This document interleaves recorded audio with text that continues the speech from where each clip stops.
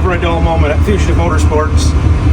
We're at Mid-Michigan Motorplex trying to test again today on Sunday. It's a little cold, windy, but not raining, so it's nice. Unfortunately, the neutral safety switch is extremely out of adjustment. I have to put the car in reverse to start it, so as you can see, we're having to take the shift solenoid off and have to take the handle off, cover off, and whatnot. So hopefully we get this done soon so we can get the plugs changed and get this thing in the lanes.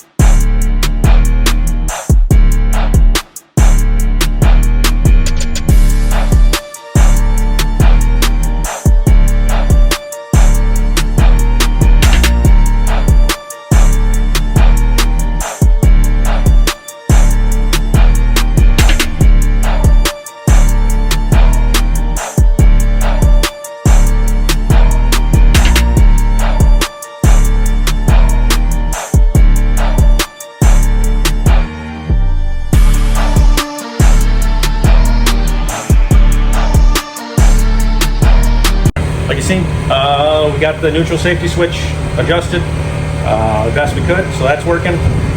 Threw a fresh set of plugs in the car. Well, first got the car warmed up, threw a fresh set of plugs in the car, did a quick shock adjustment, made sure all the coilovers were, spanner nuts were tight and whatnot underneath there, kind of checked over 4-link bolts. We're gonna go up and try to make a motor pass on it. We do have a timing retard on it, so as soon as I let go of the trans brake button, it's going to kill some power out of it, trying to get it to not spin the tires. I know we're not going to be fast with it. It's a nitrous car, it's got a nitrous converter in it, but we're just trying to look at all the data we got with sensors. We got low dollar sensors on this car throughout. Gives us amazing data that just sometimes takes me a little while to realize what it is. I'm just learning with it. So yeah, stay tuned.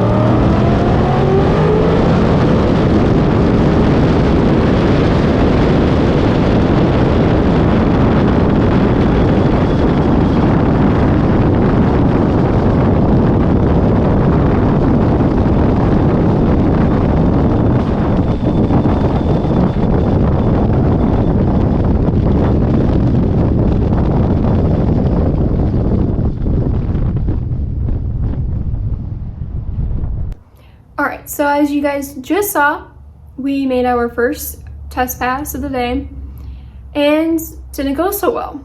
We spun to the point of even having a little bit of smoke come off the tires. And it wasn't the best pass. And yeah, we brought it back to the trailer, looked everything over through the data and everything, and honestly it was a good learning experience for me because really got to sit down and look at the graph and the numbers and everything to see what it looks like on a pass where the car spins and stuff like that.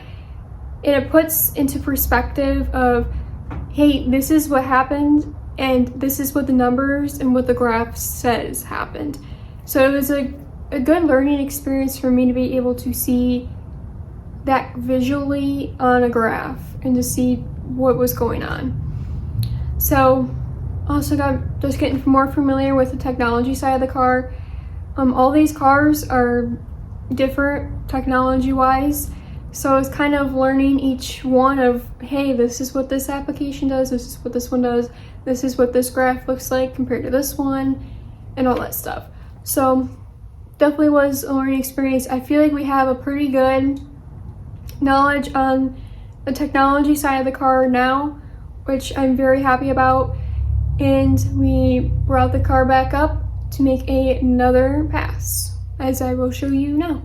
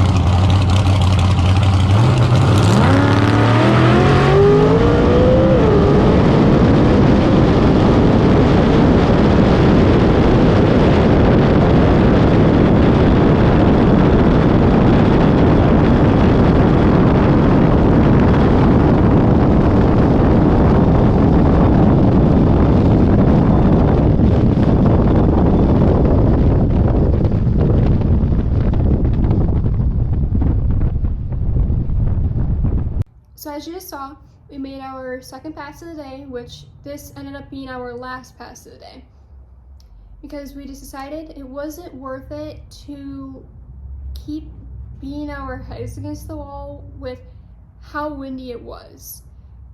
And we had 30+ mile-an-hour headwinds. As you can see here in this clip, was me just standing in the trailer, videotaping in the trailer out facing out the door, and you can just hear the wind blowing up against the walls, the roof, everything. It sounded just crazy, and I'm so glad my phone picked it up. I was like, I need to get this on video because I would not believe it if I wasn't here to hear it myself.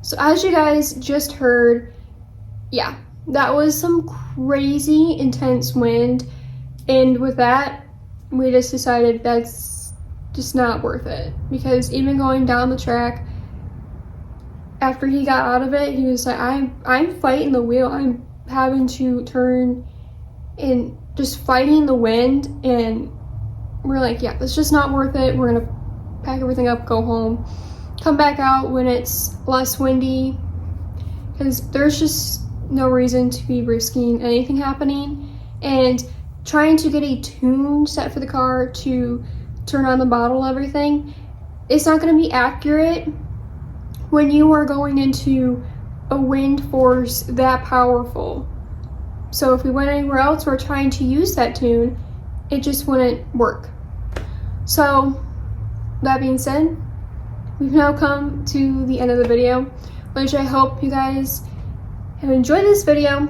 I know I personally have really enjoyed filming and editing this video because I got to use both my GoPros this time. I can just say that I've had so much fun filming and editing with these cameras, getting you guys better camera angles, and just expanding my content and making my content better.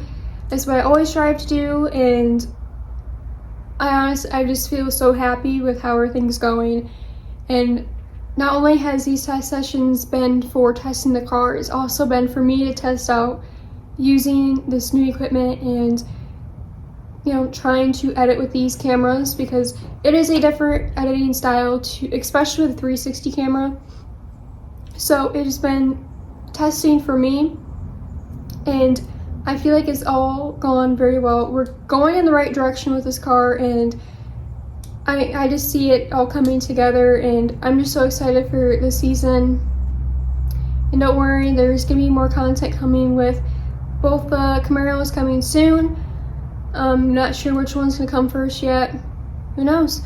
That just means you have to stay tuned to see which video comes out first for either one. Are we gonna be testing with the first gen orange purple car, or are we gonna be showing you guys working on the third gen? Never know. So that being said, thank you guys for watching, and like always, don't forget to like, share, and subscribe.